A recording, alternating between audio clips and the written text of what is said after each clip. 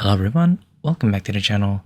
In this video, we will take a look at how to qualify for Cash App Borrow. Now, the first thing that we will do is just go ahead and go into our Cash App app right here.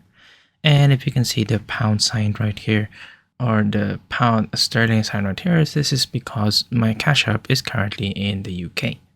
Now, for the UK Cash App, there are a lot of limitations right here, and it's not accessible in comparison to US residents. But let's go ahead with the video.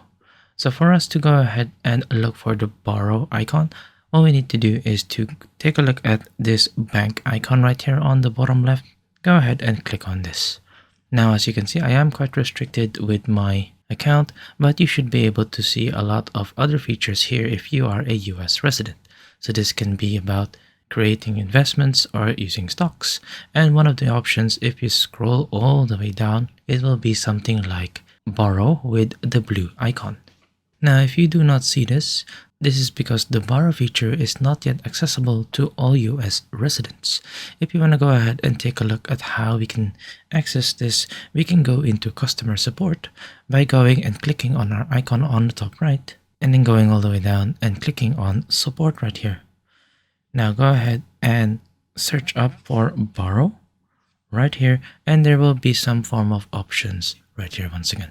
And as you can see, I am in the UK, so this is not available for me. However, I will go ahead and go through what things you need to do in order to qualify for the Cash App Borrow. Now, the first thing that we would need to do is to get a cash card. To do this, there will be another option on these four icons on the bottom. So there will be a card option right here, and then you need to go ahead and use it for everyday purchases. Another thing that you need to go ahead and do is you need to deposit money into the account. So this would mean that you would need to add in $200 or more into the Cash App in 1 month. So this can be either through deposit or through requesting or paying into the account.